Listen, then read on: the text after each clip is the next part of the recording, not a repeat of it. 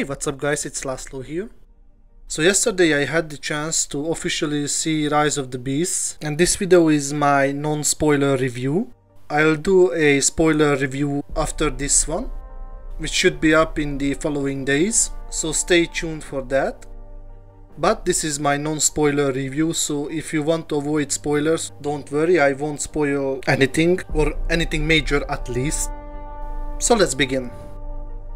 Being a Transformers content creator and doing news about the upcoming films has the downside of knowing the film before you actually see it, and this is exactly the case with Rise of the Beasts.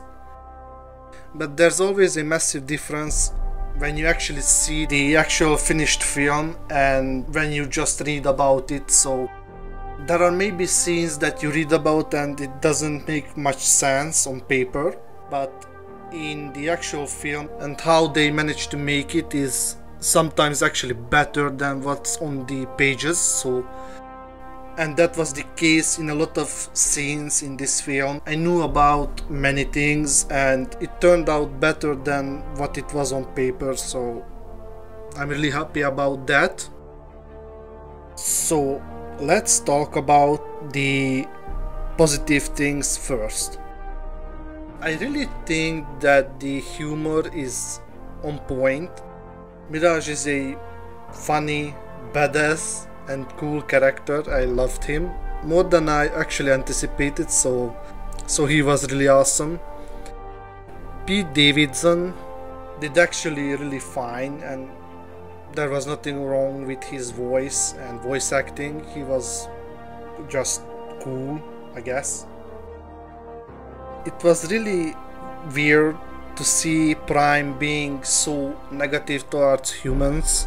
It actually really reminded me of the Age of Extinction version of him. Of course, he wasn't that bad. He's more well written than in those films. RC was actually okay. She wasn't that big of a character as I thought she would be. The downside that I saw the film in a Hungarian dub, so it was dubbed, and her voice actress was constantly changing between scenes, so it was voiced by two voice actresses, and it was so annoying to hear her voice change between scenes. That was driving me crazy. But if you've seen it in the original English version, then you have nothing to complain about, I think. The human characters, they are okay, I guess, but Noah was my favorite out of the two. He actually kinda reminded me of Charlie from Bumblebee, played by Haley Steinfeld. So there was that human connection. You actually cared about him and his family, his brother Chris. The Maximals were cool and Primal was my favorite. Actually, it was between Eraser and Primal because Eraser was really cute. The Hungarian dub did a phenomenal job to make her sound really cute and just sweet. That was really adorable. And Primal had the most facial expressions, and yeah, his face was really well animated. Other than that, Cheetor and Rhinox is my favorite Maximal from the original cartoon. They didn't do much justice for him. He barely spoke anything. The Terrorcons were fine, I guess. They were the typical henchmen and villains. They didn't have much of a personality. I was hoping Scourge would be the more badass version of Lockdown from Age of Extinction. He really wasn't. He had more personality and backstory in the original script, which I will cover in one of my upcoming videos, so also stay tuned for that. But in the final film he was the typical villain, nothing much really. Now on to the more negative sides.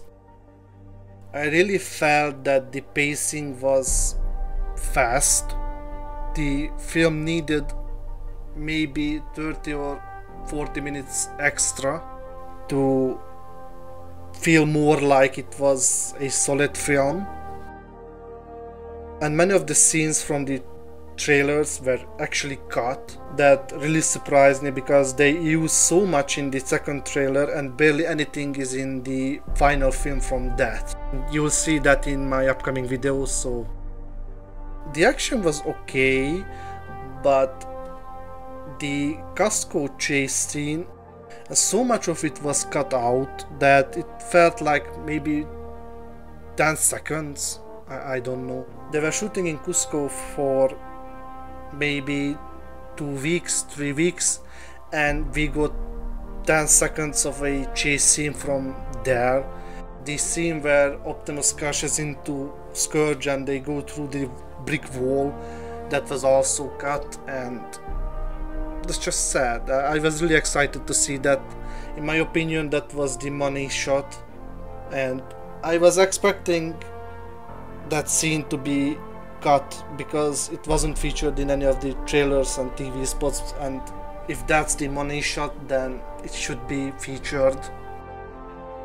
And it really felt like that they originally only planned to have Primal and Airazor in the film, apart from Ape-Link, because as I said, Cheetor and Rhinox barely got any voice lines. And the other thing is, well, I already going to get a heated comment section because I've been complaining about this for the past few weeks and months, but I guess after sometimes it's annoying, but the CGI wasn't, I mean, it turned out better than I actually anticipated, and that's really good.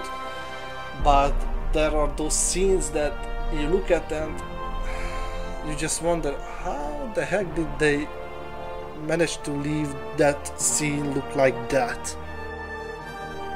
I really hope that this film is going to be a success, a box office success, and they can have more money for the visual effects for the next one and go back to ILM. And the other thing was the end scene, not the post-credit scene, but the actual end scene where they teased something for the future of the franchise, and I'm really not looking forward to see that. Look, I'm not a fan of that. All in all, Rise of the Beasts is not a great film, but it's far from a bad one. It's a solid film, not as good as Bumblebee, but I expected that. So yeah, what's my score for this film? As I've said, it's not a perfect film, but it's far from a bad. It's still in the right direction. I hope they can learn from this one to build up the next one. So my rating is 7 out of 10. So this one is either my second favorite film after Bumblebee or just a bit below the 2007 Transformers film. So that's my non-spoiler review of Rise of the Beasts. What's your opinion and rating of this film? Let me know in the comment section below. And with that, thank you for watching. Stay safe and talk to you later. Bye.